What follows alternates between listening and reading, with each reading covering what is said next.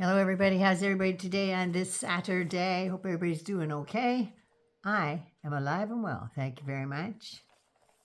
I want to talk a little bit about what the Dogies are doing, the DOGEs, that new bureaucratic red tape bullshit that they're setting up with Vivek, the snake Ramaswamy, and Elon Musk. Well, they want to trim the fat and the bureaucracy. How about you guys not do what you're supposed to do? How about that? Because you are an unelected bureaucracy. Elon is an unelected bureaucracy. Both of you have got more money than my relatives in the whole planet will be able to spend. And you two are in charge of trimming the fat. Seriously? You two have set up committees in both the Senate and the House. Oh, Christ. The House has Maggie Trader Green sitting as the chairperson of that subcommittee, and Joni Ernst is on the other side. She's a pig farmer, you know. That's why she has hashtag squeal like a pig. Yeah. Hashtag make them squeal. That's what it is. And I'm thinking if they get in her way too much, she's really good apparently. She told Christy Noem that she's really good at castrating pigs. Maybe she could start at the top and work her way down. Just saying. A little wet to whistle. Now he seems to think he's going to start with Medicare and Medicaid and all the rest of the stuff because apparently there's $43 million in payments and stuff.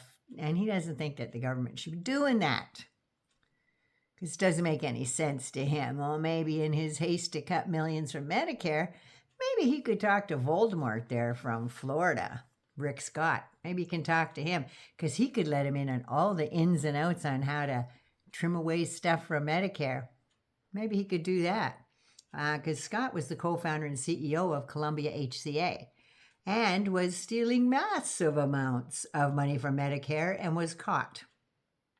An investigation led to Rick Scott being deposed in 2000. This has been going on since 1994, I believe. I think the Clintons were in office then. Now, he was found guilty of fraud.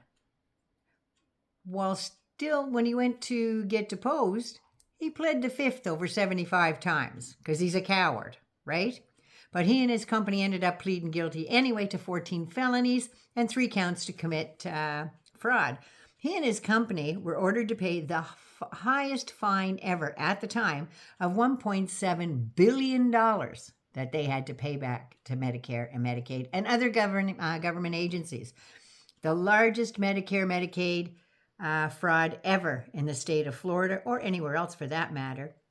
And in the same state where they have an average of 20% of the population of Florida is 65 and older. Who needs Medicare and Medicaid more than them, right? Does he give a shit? No, he didn't. He not only ripped off Medicare and Medicaid, he also stole from several other government agencies. And what he did was, in my opinion, a total disgrace and a huge slap in the face to everyone he ripped off. This campaign cycle, he reminded everyone how he took responsibility for ripping off Medicare recipients and military families. HCA Healthcare submitted inflated bills for expenses, and Medicare, Medicaid, and a few other, and Department of Defense as well, because they look after the soldiers, right? And they pay their medical bills.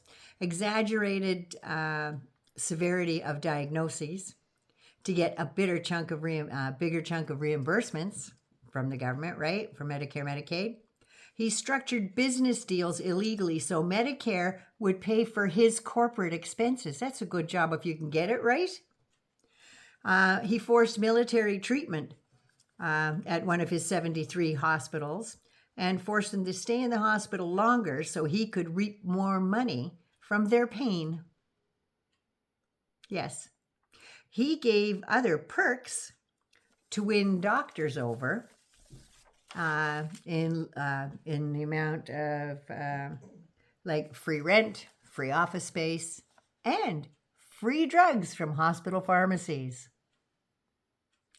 and gave incentives and provided partnerships to these doctors and partnership investments in his companies, in his hospitals, for doctors who would only refer patients to his hospitals. What is it? It's always quid pro quo with these guys all the time, and it's always something devious and underhanded. And he walked away scot-free, so to speak. There's no jail time for him. He got a slap on the wrist. The guy's richer than God, for Christ's sake. He walked away with $300 million in stocks. He walked away with $5.1 million severance pay. We're lucky if we get a few $1,000s in severance pay when we leave a job. $5.1 million he got, and $4.5 million in a consulting contract. Why? So other people can rip off Medicare and Medicaid? Since then, he's missed votes on the floor to attend the Mango Moose Knuckles Hostomoni trial in New York City. Even as late as May 10th, 2024, he's still blaming others. Actually, he says, I took responsibility, but I'll blame everybody else in the meantime.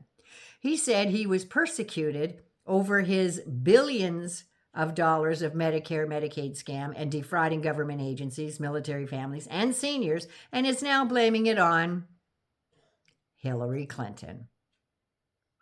He says she used the Justice Department to go after him because his company committed fraud, because he was the lead opponent to the Hillary care bill. He was the lead opponent. That's why no. Sorry. You robbed people. You stole out of their pockets. Sweet suffering Jesus, what don't you get? So now, Vivek thinks that he's the big shot and he will take a stab at all of the Americans' health care. He's going to run all your all's health care down there. The Dogie brothers, the Dogie bros, are going to rip departments apart. Viv Snake says federalism is a beautiful thing, and it works. Our founding fathers designed a system where roads, education, and other public goods were funded by states and local government, not the feds. A key solution to our federal deficit, remember, $9 trillion of that belonged to the Mango Moose Knuckle, where he gave all you rich bastards tax breaks and threw a couple crumbs to everybody else. He was the most swampiest president ever. A quarter of the total deficit in the whole history of your government was because of Donald Trump. A quarter of it. So yeah, a key solution to our federal deficit problem is to return those responsibilities to the states. Yeah, let's do that. How do you think Alabama's running their state? They don't have 2 nickels to rub together. That's why they're in the bottom 5 for education, health, all the rest of the stuff. They don't have any money. Arkansas, another one, a bunch of geniuses running that organization. Mississippi, Tennessee, Kentucky, Georgia, Louisiana.